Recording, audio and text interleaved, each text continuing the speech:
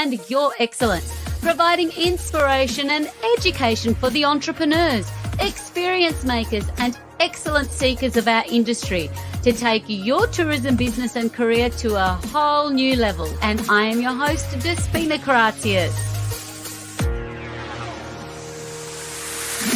Relax.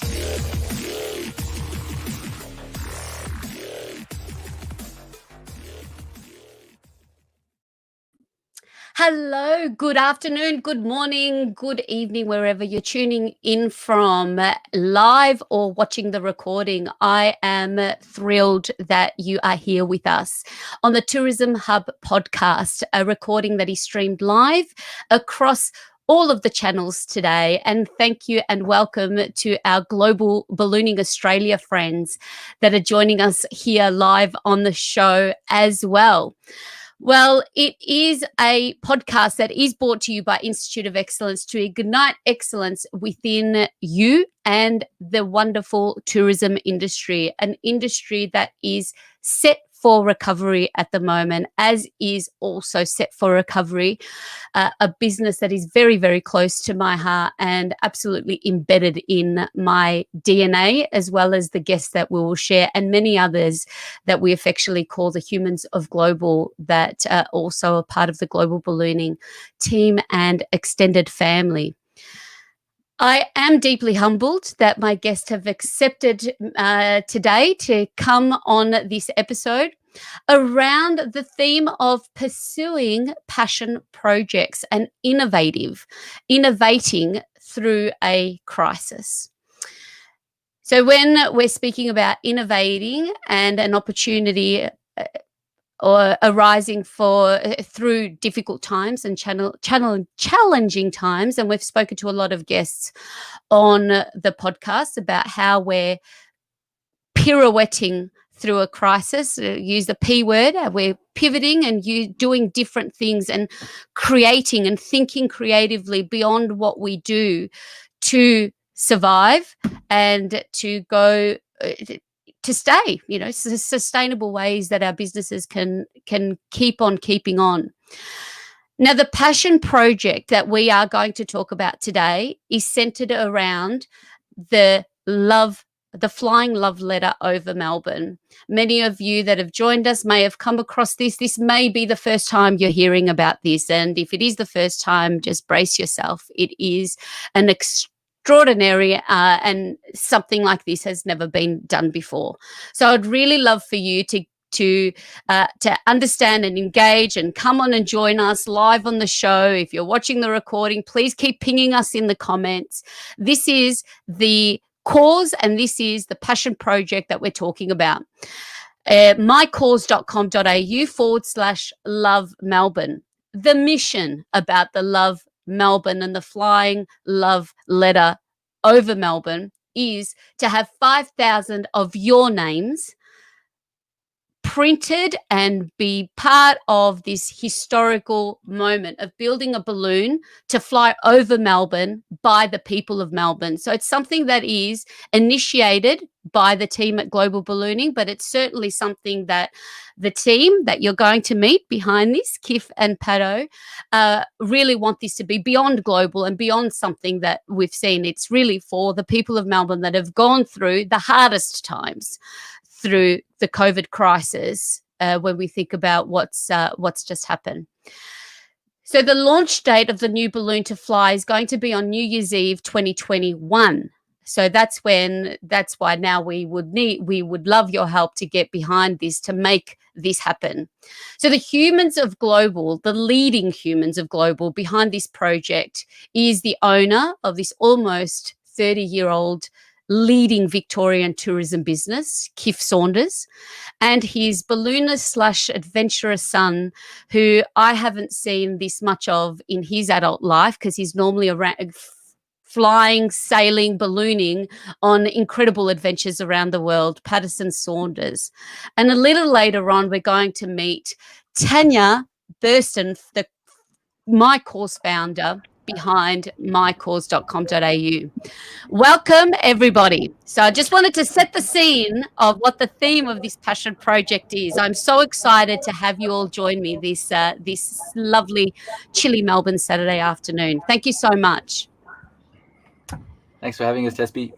Thank you, Pato. Now, for everybody that wants to make a donation, $100 donation to put your name and your postcode on the balloon, please feel free to do so during the show, and send us a little comment as you do, and we will. And thank you to Carly there. We've got Carly already saying we can't wait to get back in the air with global ballooning. We can't wait either. So let's get things started. Kiff, we spoke back in April, and there's an episode that we have with you on the Tourism Hub podcast. We spent many Saturdays trying to make sense of what was happening with the global ballooning business. And to give some context, even to you, Tania, I was the CEO of Global Ballooning pre-March, and post-March, things changed significantly. So now I am championing Global from a distance as they see themselves through the recovery phase. So Kiff, take us through this second lockdown now. For everyone that wants to hear Kiff's insightful thoughts and his background and the history of why he started global ballooning, I'd encourage you to go check out the first episode with Kiff. But I'd just like you to share, Kiff, how has the second lockdown been for the business and for you personally? Well, I mean, I think along with many other, for the majority of Victorians, it's been, that second lockdown really it took the wind out of our sails. I do feel in the first lockdown, it was a hiatus from business, and there was this very strong sense that like this would be short-lived and we would get back to what we do. And so we took that time to kind of, make a bit of fun of this moment and be resilient. But certainly this ability to kind of set yourself up with this kind of beginning of June start date, and then begin to kind of do all of the planning for your COVID-19 things and the new order. There was a general excitement to getting back to what we love, but to be kind of then thrust back into, an even deeper lockdown situation. I mean, it really, I think it really just highlighted just the magnitude of this situation, and also that really, as an entrepreneur, the ability to make business decisions is now out of my hands. And so for our team, it's certainly detached us. This one particularly, where we can't have any real contact, has been quite distressing, because it's an extremely long, extended period of time not to have that connection that is really a big part of tourism. I mean, tourism is a part of, being with people all the time and being around people and doing what you love. And so, it's been extremely difficult, and it's a roller coaster in emotions. Obviously, there's days where you're really distressed and wondering where this is going to end and what the future holds, and then there's days of acceptance where you just get on with readjusting your life to a more simple way of existing. And I mean, as a business owner, it's a confidence issue. I think it's a confidence issue in what the new future will hold. And we've just been trying to engage ourselves in what our future looks like, which is in a sense why this project has landed, and we're moving into the phase of doing something while we cannot do what we would normally be doing.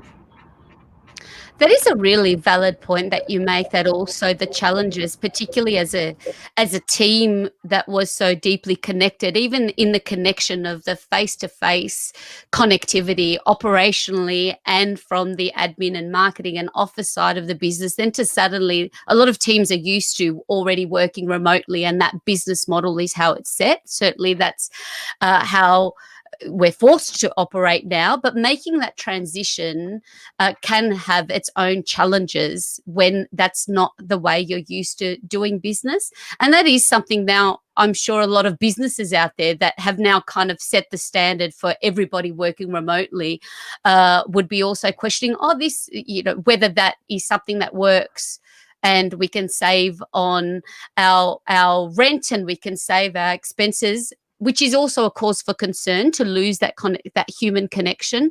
So that's a very valid point in the challenges that this has also caused for many businesses. Now, speaking of connectivity, and for our dear Pato, who it is in your young adult life, since you've graduated school, this is the longest time that I've seen you. It's probably the same for your father there. So Kiff's son, Pato, that is joining us.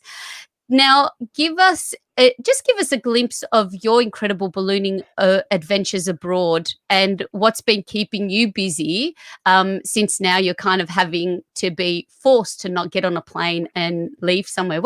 Just tell us about some of your exciting adventures. Hi. Yeah, Hi. of course, I do have quite a bohemian sort of lifestyle that I think I've probably inherited from my dad. I am sitting in my own camper van that I'm building so I can escape. Unfortunately, I'm parked in my dad's backyard. I can't get anywhere. But I do spend most of my time ballooning in Europe, and also I spend a lot of time on ships, and so that is with expedition tourism. I work in the polar regions as an expedition guide. So funnily enough, for all the amazing ballooning jobs that I've got to do, and I've got to ride on the coattails of some of my father's amazing jobs around the world. I'm very privileged for that. But I do keep the business more or less at an arm's length for most of the time. I spend most of the busy tourist season away on a ship in Antarctica.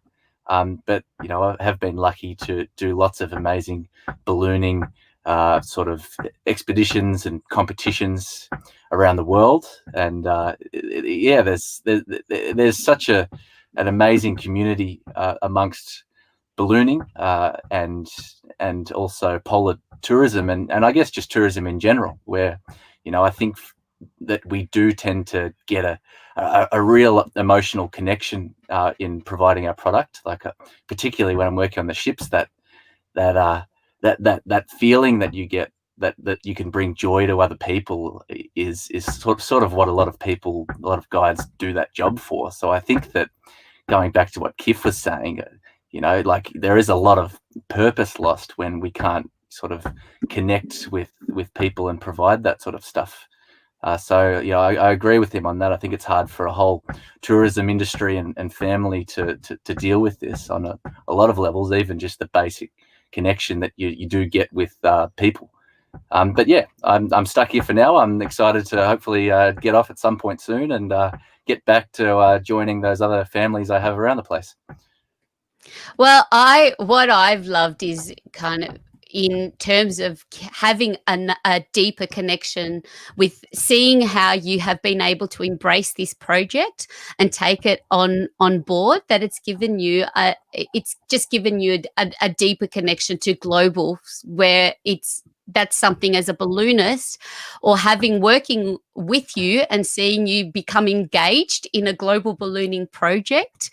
That's been another real positive when we say, a project like this to connect the team, but also as someone that has been born into this business, literally, to have a new purpose to kind of, and I see that, I might be wrong, you can correct me if that's the case, but I see you seeing a bigger picture for what it is that, Papa Bear has really done over these last 3 decades, which is really pleasing, because I think there are a lot of businesses that have the same kind of intergenerational business and family businesses that connection hasn't always quite been there. But I've loved that through this project that has also brought you into a global project that, even that I can interact with you. Yeah, no, it is. It's been very nice on that big picture scale. Also, just on a sort of more somber note, on the smaller picture, without making Dad seem like too much of a like too much of a sort of little, saddie. We've had to sort of watch each other and watch him in distress, and no one wants to watch anyone, let alone your family members that have worked hard on something for 30 years, be in distress and have to deal with that. And so of course I want to help him out, and I want to be a part of that, and that's really what's driven me to be a part of this. And then that's brought along a whole bunch of enthusiasm that I think we've all been allowed to sort of harness. Oh, look, personally, and someone that now, and it's killing me, that's watching it from a distance, that is giving me how this thing flies. And, we definitely, we want to, and for everyone, thank you to Elope Australia and to Carly for joining us and your comments. That is one of the key things that bring, when you say like this, that it hasn't been good on, it hasn't been good to see people emotional health, and people like Kiff and the team and many other tourism businesses that are in distress, that this is something that is uplifting for all involved. Now, dear Kiff, now speaking of your entrepreneurial spirit, and this has been the challenges, it's not only isolation, it's been shackles on the feet and hands, like for someone that's very entrepreneurial and on the go. And the whole reason why I was in the business was for you to set sail on your own adventures with Pato and Eddie and your beautiful daughter Scarlett this year.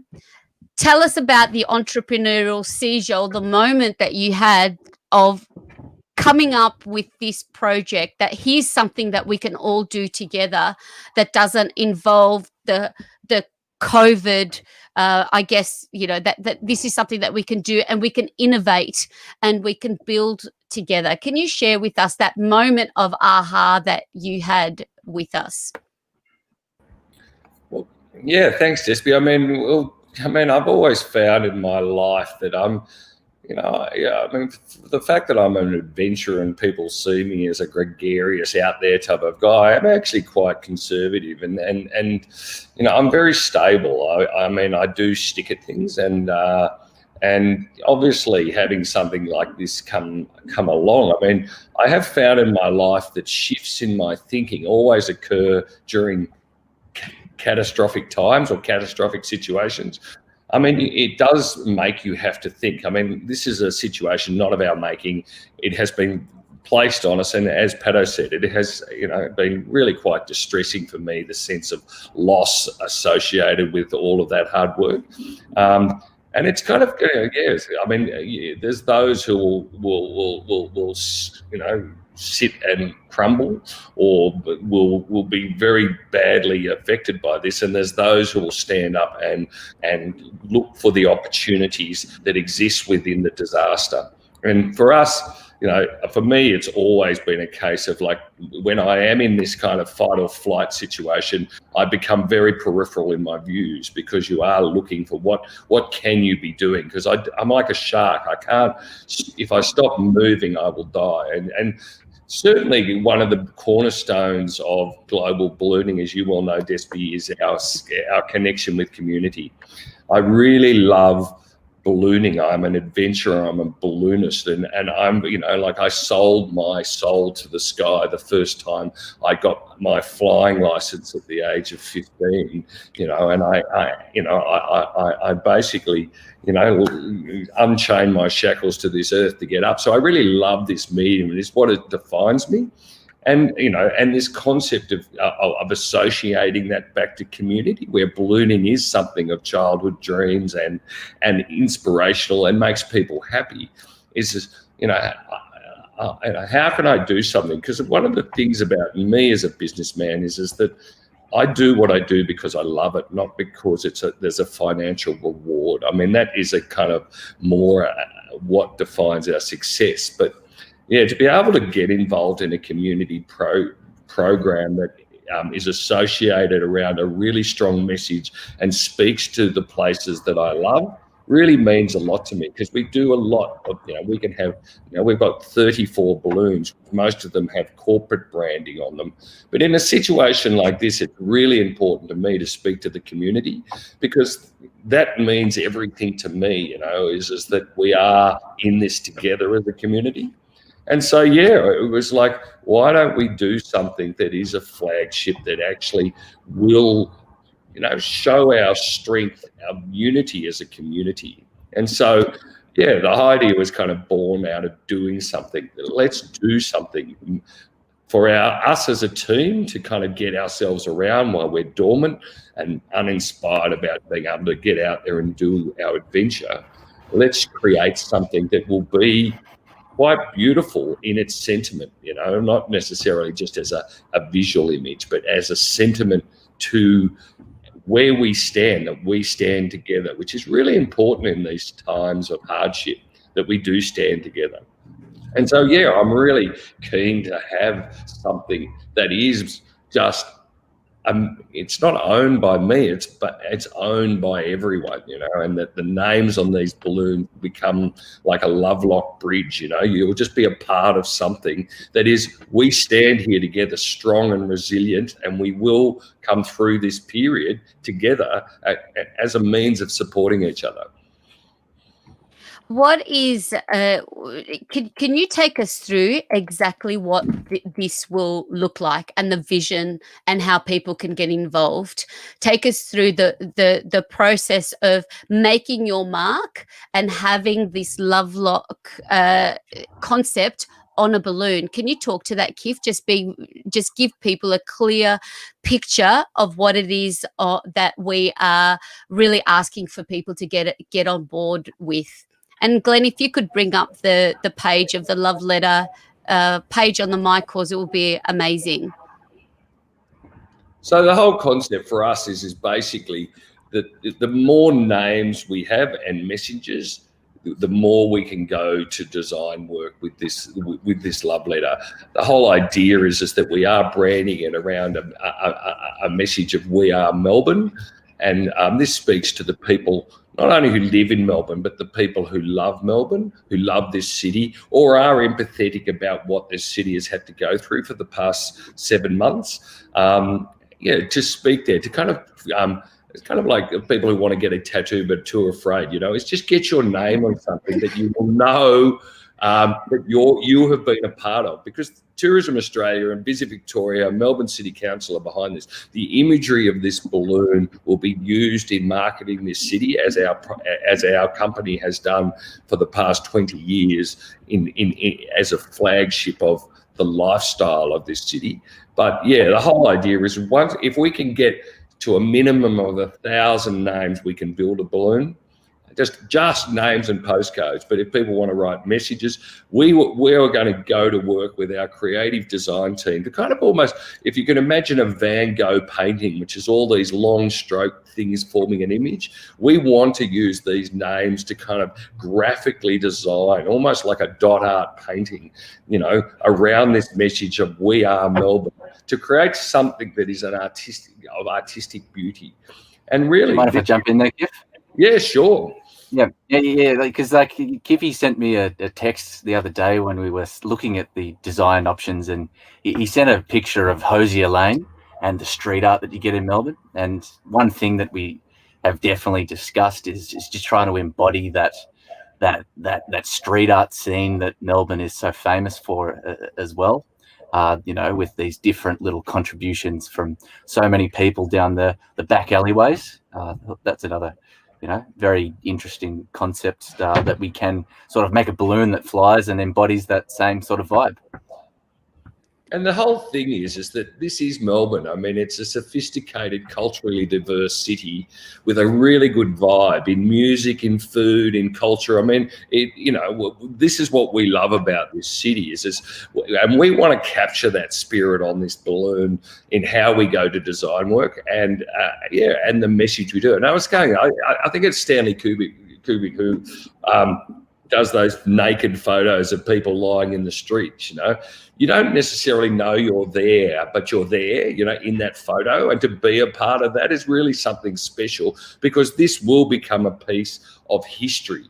I mean, it will be photographed, it will be used, it will form part of this time for anyone who contributes to the message. And we just really encourage people, for $100, tag our balloon, like Hosier Lane or anything, tag it, and you'll be a part of something that, will be a really great story as we move towards recovery and rejuvenation, similar to a new leaf after a bushfire, that new growth. And that's all we want. We don't need another balloon in our company, but it will give me great pride to fly this flagship for Melbourne. Now, this is, and first I just want to give a shout out to V. She's made a donation. Thank you, V. We said if you make a donation during the show, we'll give you a big shout out. So thank you, V. You are a legend, and we'll keep that link up for anyone else that would like to join the flying love letter over Melbourne and to make your mark with a tag. And it's as it keeps coming into fruition, and every time I hear Pato and Kiff talk about it, it gets me just that little bit more excited. Now, Pato, it has been delightful, as I mentioned earlier, to see you take the reins and really get behind. You've been really the leading marketer through this. In what has this not only we have a sense that this has really been a great project for you to get behind. The platform to use this. Now, I remember in the beginning, we were like, should we build our own page, our landing page on our website? Which, should we go GoFundMe? Then there's the Facebook advertising, but kind of like not loving, although, I mean, I love you, Facebook. I love you. I should say that. We are streaming live on Facebook. But, we've had a bit of a funky time, let's say that, over the last little while. But then you dropped the mic on mycause. So I get a phone call from the boys, and they're like, we found a local company and they're based in Caulfield, and we're going to meet the founder behind mycause. But tell me about that. How did you go about, that journey of coming to mycause and really working through that decision of how we're going to build, which platform are we going to do this on? Well, I'm happy that you could embrace that stressful little period there. That was probably the most tempestuous stage of the launch and building the project, was choosing which platform. And I guess in normal life, we're quite used to hearing about GoFundMe and about Kickstarter and Facebook. We're exposed to them a lot, and so at first glance, it was fairly simple that we had to choose one of them, and of course that's where we started. But there is a lot of limitations on those sites. They're quite simple. They're a lot less intuitive, and so what I wanted to do was to just build my own website. I think they teach you how to build a website in high school, and so I was like, oh my gosh, we've got to just go start from scratch and build one. And I'd love to take all the credit for discovering mycause, but there is a little skeleton team of us that have been working on this, including a little marketing team from Global Ballooning. So there was Kiff, Kate, Mandy, Danielle, Erin. There is the team of people at Global that are just really excited about this, and it definitely wasn't me that found mycause to start with, but the moment that we found out that there was a local business that could offer something like this, like Kiff was like, oh, let's just call them and ask them.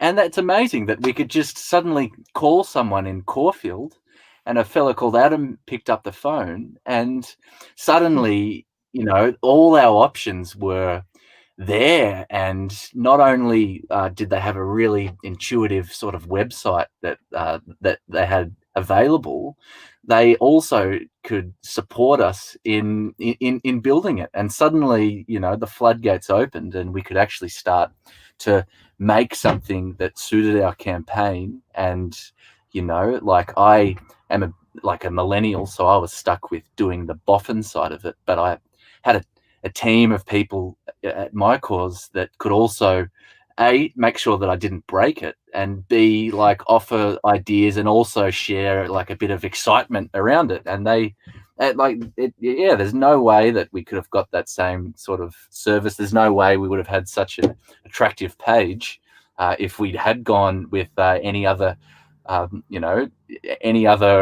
platform. It was a huge relief. So I thank Adam and Nikki and of course Tania for helping us with that. But I'd love to take the credit, but there's also a little skeleton team of us behind Kiff and I that have been very much invested in this just as much as we have.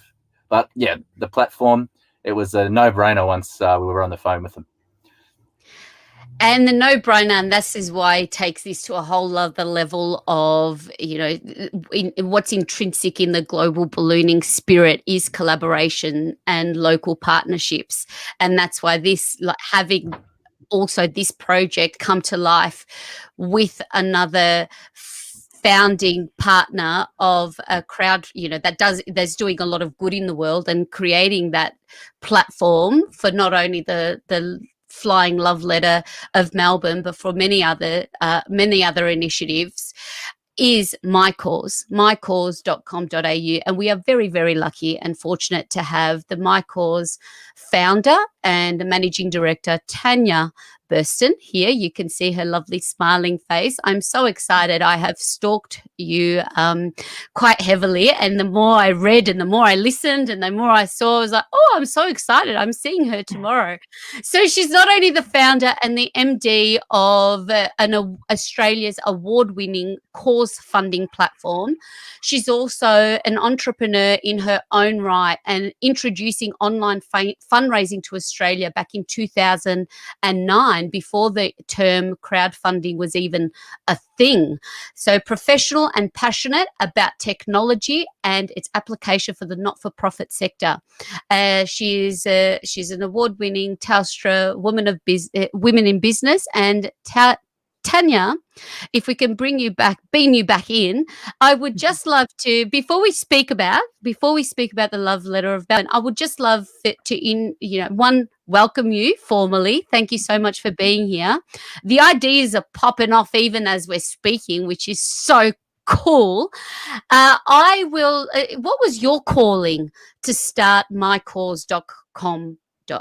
What was your aha moment and your entrepreneurial seizure that this was something we needed in Australia? Well, I was volunteering at a fundraising event and found it really hard to collect money and share online and ask for donations online. So I decided to just start that online fundraising. It didn't exist in Australia yet. So we were the first to do any kind of online fundraising in Australia when we launched in 2009.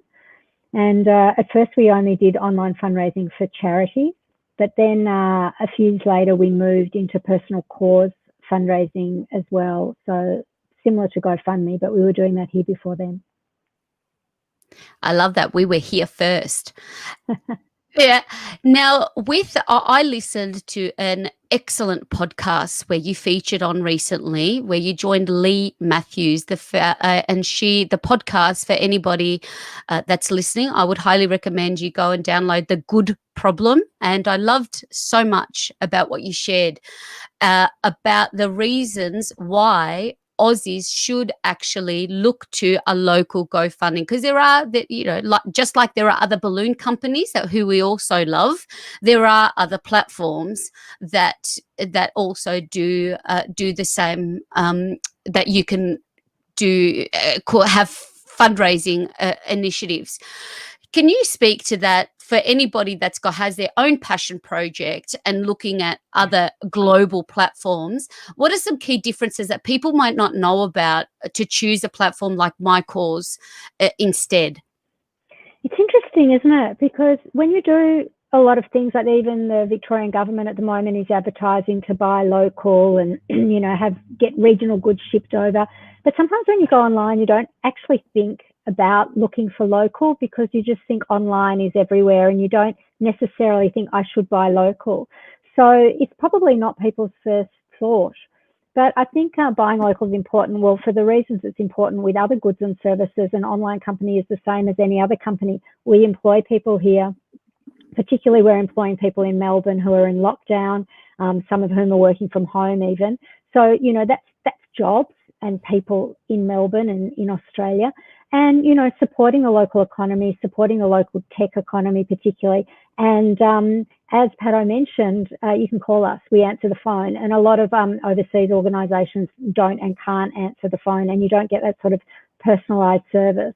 So if it's important to you to support Australian businesses and Australian startups as well, then perhaps do a little bit more research to see where you're coming from. I did that today myself, in fact, when I was buying something online.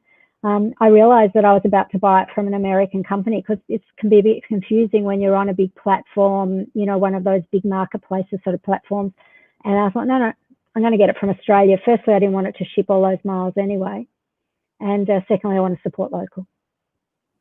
That is an excellent point. And even in this initiative together, it's not that the platform is Aussie, Melbourne made, not just Australian made. It's Melbourne made, just as is Global Ballooning. And the contribution of the $100 on making your mark on a balloon, it does being, and I think that is definitely something for many people, that it's not a top of mind going through this pandemic and having what's happened unfold, that now we will make these decisions. We will make these decisions and be more aware of where we are putting our hard-earned dollars into, and knowing that that is going to also contribute to another human of Melbourne and wider to that, Aussie. Now, so 2009, I mean, I remember Facebook was just kind of coming on the scene even then. So we didn't even know what social media really was, with even that term for business and the implications of that. And when I saw that mycause really was born in 2009, I'm curious how you've seen the shift in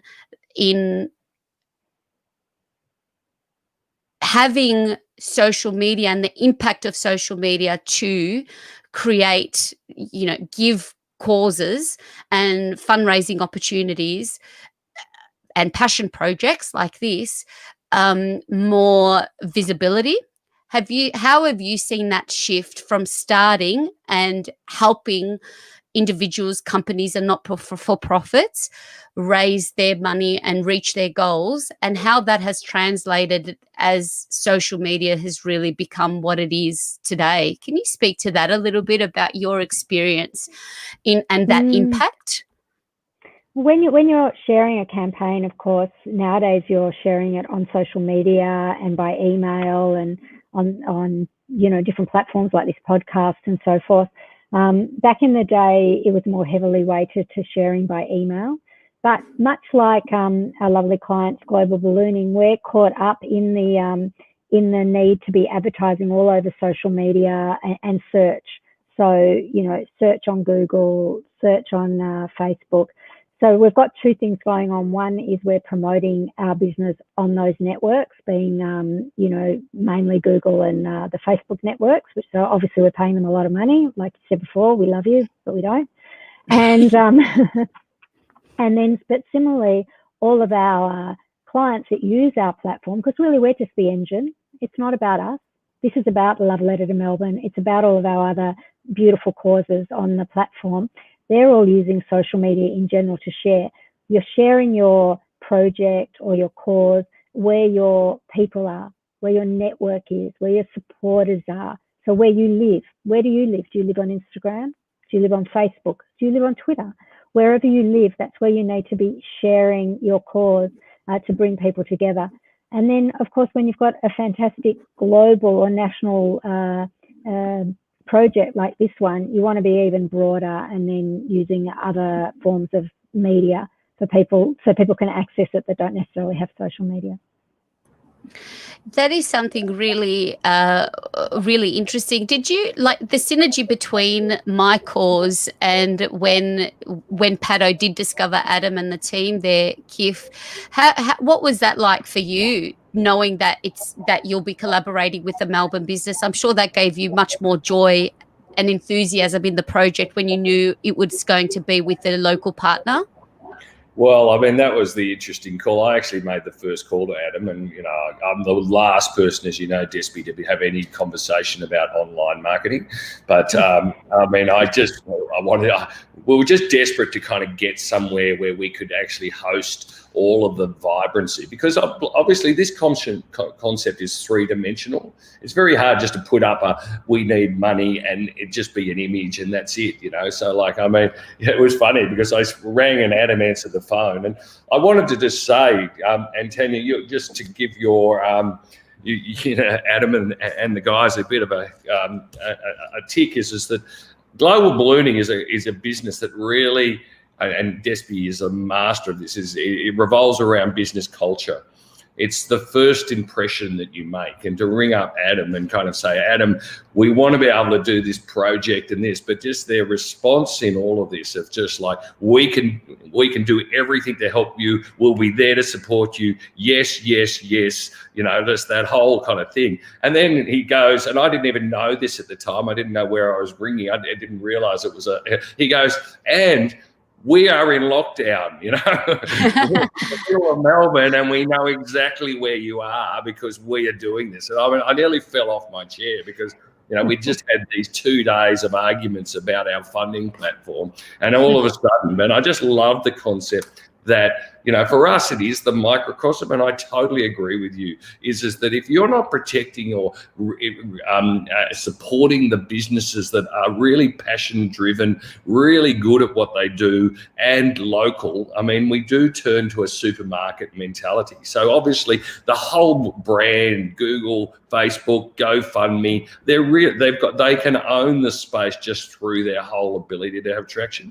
But certainly for us to discover a local business like mycause who really can provide a much higher level of service is really important, particularly for me, who was extremely reticent and nervous about even going into the funding, campaign. As a business person, we're not used to asking for help. I just wanted to give you a lot of kudos for how your company represents itself, because certainly that's exactly, we love to partner with people who think in exactly the same manner as we do. Anyway. Absolutely, and that is, I guess, that's what makes for the cause of this project. And you've touched on that. This is a little slightly different to a not-for-profit. This is a for-purpose exercise. It is something like we are building a balloon. It will be used commercially, but it is cause-driven. Do you have is there a space for more businesses as they're thinking of their own way out, and maybe they've got their own passion project bubbling up inside them to use a platform when the funds are low and there's no building of a new website that could draw on that same experience or maybe inspired by this? Yeah, look, we've helped a lot of small business, particularly during the pandemic. And interestingly, a couple of campaigns have been set up by customers or clients of those businesses.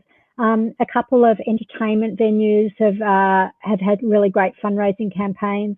A couple of barber shops, like your Brunswick Barber, where the local community really wanted to support the business and keep them up and running. We had a couple of campaigns like that, or a couple of restaurants as well. So, there's definitely room for those sort of projects. We help quite a broad range of people, apart from charities, which is most of our work, and personal causes. We also do political fundraising and other things as well, but this is much more fun than politics. I love that. So for anyone listening, if you see a business that you love, to get behind them, like we can see even through the stream of comments that we're seeing, there's, balloons over the city skyline is something that that would not be a good outcome, to not be waking up and seeing the sunrise without that silhouette of a balloon gracing the city skies, and to be getting behind a business that you love like that. How incredible is that? That would be for businesses that their customers are doing this as well. And this is an opportunity, particularly for our ballooning community, to have a vehicle to do the same, and make that contribution.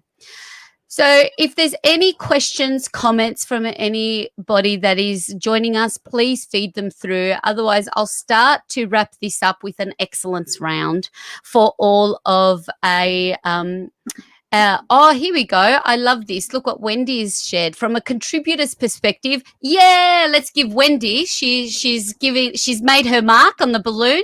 A little clap for Wendy. Thank you, Wendy. She's also giving that it was extremely easy to navigate, which is so important.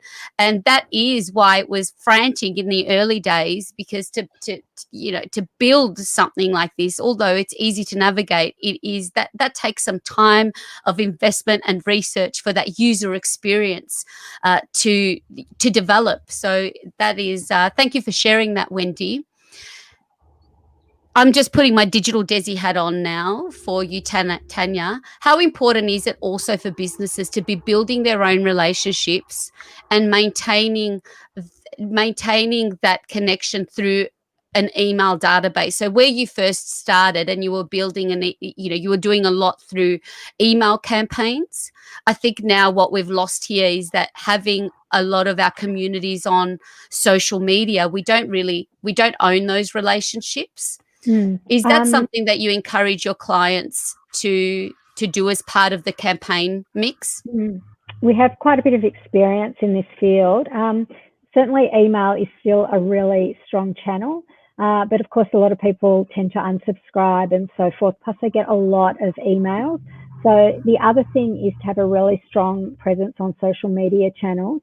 And then the third thing is to be remarketing. Remarketing means picking up the cookies of people that arrive to your website, which is almost as good as having their email. It's like their digital signature.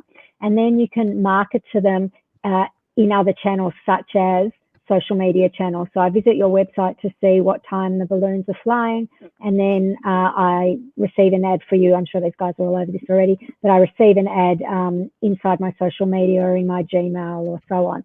So unfortunately, we're always paying these massive companies to do all of this marketing, but I personally can't see any choice in the matter. Yes. Well, look, when it comes to getting in front of people that don't, because we build communities and ambassadors for our brands, but then there's also these opportunities that we can get in front of people that may not have heard. And then if it's too late, so I would have loved to get involved in that, but I didn't have I miss it. I just, when that happens to you, you go, how did I miss that event? Or how did I not know that happened? So we're doing this to do our best to reach as many people as we can. And what we've just kind of developed as we're going, the hashtag. If you have made a contribution, if you're loving what you're hearing, follow Global Ballooning Australia on Instagram, on Facebook, if you're not already there. But also the hashtag that is uniting us is the hashtag Flying Love Letter.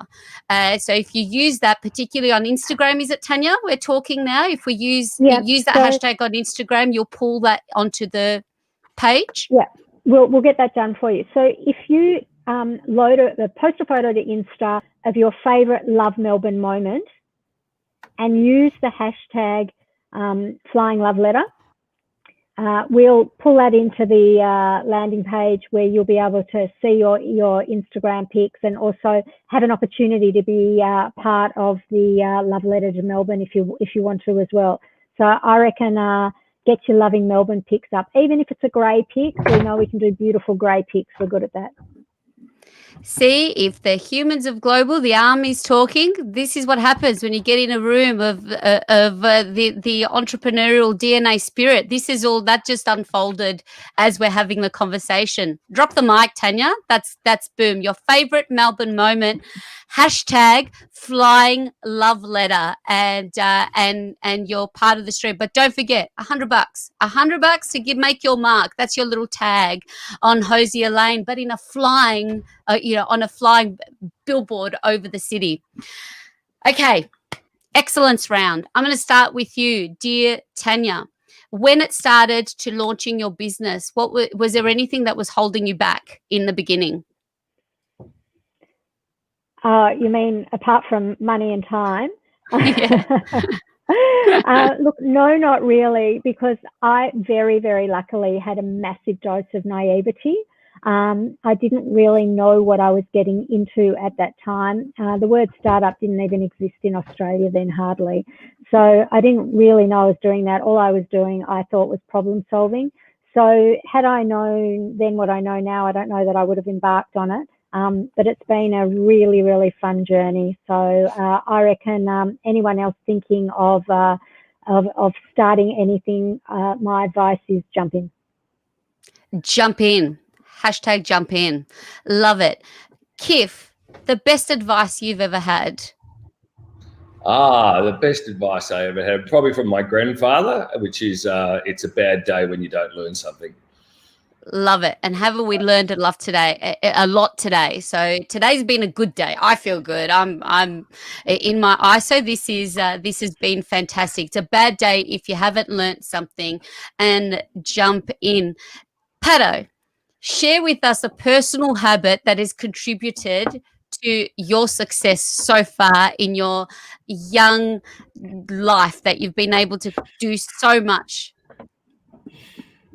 I think that anyone that does know me knows that I've definitely got a bit of ADD that I just can't stop moving, and so I think my personal habit would just be pacing around. I'm also quite loud, and so perhaps that's helped me get this message out to a fair reach of people so far. So I guess I'm loud and I move a lot. Is that a personal habit? I don't know. It's a personal habit. Well, I think I might know where that came from. But it certainly it's worked for the guy to your right. I think it's going to serve you well as well, my dear Pato. So Tania, for you, what's an internet resource that you love that helps you on the daily? In particular, I mean, you probably had more of a heads up in working remotely. What's something when you're working on different projects with your team, what's a resource that you couldn't live without that keeps you yourself personally, or anything else that keeps your team in check and working to, working well? That's so important now when everyone's working remotely, isn't it?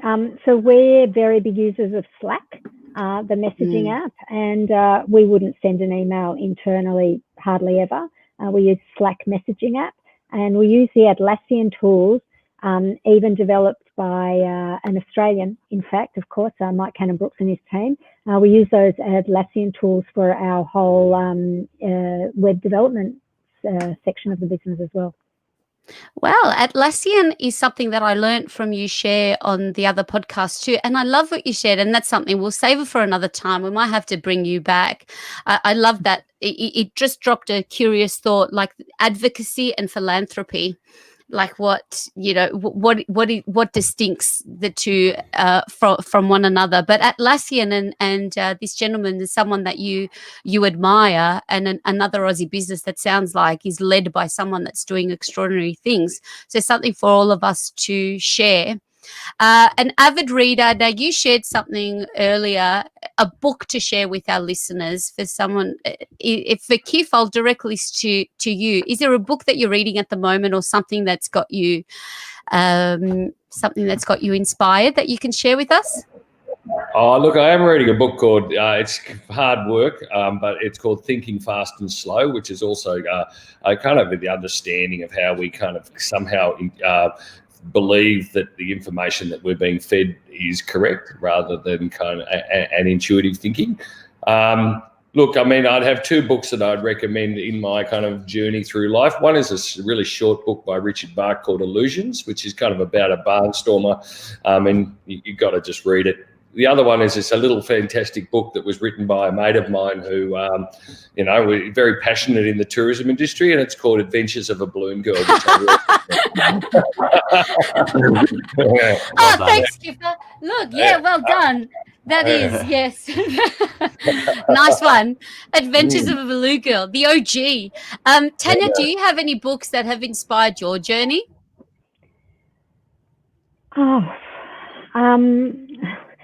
I don't think they'd be very interesting for anybody else. They're all around fundraising. So, all of those quite a few of those industry books have been really interesting for me. But I usually read to relax. And I'm quite into Kirsten Sittenfeld at the moment. And I've really enjoyed her book, Rodham, lately. Rodham. We'll check that one out. How about you, Pato? Beautiful. Sorry. I think my books are quite niche as well, because I tend to read, historical accounts of polar exploration on the Antarctic Peninsula and going towards the North Pole. I guess the one bit of literature that does stick with me, though, was told by an old Cambridge historian that was a prisoner of war in the bloody Falklands War in the 80s, and it was Ulysses by Alfred Lord Tennyson, which I'm getting close to reciting by heart, which is very old school, but I do like that. I do like the romance of poetry and how it can sort of influence us even today. Hopefully, I don't sound too nerdy from that. No, you don't. You sound wonderful. You just took me somewhere else. Then I was just like, tell me more. Beautiful. Yeah. Well, what I'd like to end with all our guests, this is a tourism-inspired podcast, is your ultimate holiday and where you are going to go first as soon as you can. Now, speaking of the romantic one, I know where Pato is going to go first as soon as he can. But what's your ultimate idea of a great holiday and tourist destination, Pato? Well, right now, it would be anywhere where I can reunite with my girlfriend. She's over in France in the army, so I don't care whether it's in Paris or in Bali or in the bloody, in the back streets of, Melbourne or even Sydney. I don't care if it's Sydney. Just as long as I could go and see her. I haven't seen her since February, so I miss you, Lily. Oh, Lily, we love Lily. How about you, Tania? What's your favorite destination, and where are you looking forward to getting to? Well, isn't that funny? We had to cancel a trip, as did everybody, of course. And so I was dreaming about going overseas. And I was like, no. I'm just dreaming about going to Queensland. And then I was like, I'm just actually dreaming about going to Brunswick Street. Yeah. More than 5K away. But next trip is cycling in Slovenia. Wow. There we go. You've met your people. You've connected. We've got deep roots in Slovenia, and hello to Gregor. We love Slovenia. We love Slovenia. Yeah. There's ballooning in Slovenia, so you're going to do cycling and ballooning now. You can't unballoon yourself now, Tania. You're in our world. No, absolutely. And two Slovenians won first and second in the Tour de France, and an Australian came third, of course. Wow. Richie Port. There you go. And the Kiffmeister, you're the first place that you can't wait to visit as soon as you can. Yeah, well, it's interesting you should say that, because of all the countries in the world, I mean, I am supposed to be in Slovenia right now in my hydrogen balloon that I bought last year. I had handed over my company to Despina to go off on and do a life of adventure for 6 months. And so, I now have a hydrogen balloon, a vehicle, a trailer, basket, everything ready for me waiting in Slovenia to go. And I'm pretty desperate to get back there. But at this point in time, look, to be honest, I love the Yarra Valley more than anything. It is a really big part of my life. I'm very happy to be at home with my family, and if I could just be getting back to getting in the sky and doing what I do, I think that would be enough right now. But certainly, at some stage, I really want to go and continue on with my hydrogen ballooning adventures across Europe. Thank you so much, Tania Burston. mycause.com.au, Kiff Saunders, Paterson Saunders, globalballooning.com.au. So it's not just, and my cause, if we bring that up, flying love letter, share your favorite Melbourne moments and use the hashtag flying love letter. Please go and check out mycause.com.au and look for the love letter to Melbourne. For as little as $100, you can make your mark and be part of something truly special to start the year of in 2021, or even get in a balloon yourself if it's something that's been on your wish list for a long time. If there's anything lockdown does for you is accelerate getting those things ticked off, isn't it? Come and join us on a flight over Melbourne or the beautiful Yarra Valley. And there is our beautiful, this is really the OG. This is the OG right here, Scarlett Saunders, the original balloon girl from Scarlett. Thank you, Scarlett, which is the baby of the Saunders family. So happy you joined us. So without further ado, thank you all for your time. Thank you all for your insights, and I hope everybody was inspired as much as I was listening to another episode of the Tourism Hub podcast. Until next time, my friends, big love and be excellent today and every single day. You've got this and we've got this. Thanks again for joining us on the Tourism Hub podcast. If you found this podcast valuable, it will mean the world to give us a review on Apple iTunes. We're also live here every Saturday at 2 p.m. across all the Institute of Excellence Facebook and YouTube channels. And you are all invited. Be excellent, and don't forget we also have courses available at instituteofexcellence.com to help you and your small business greatness.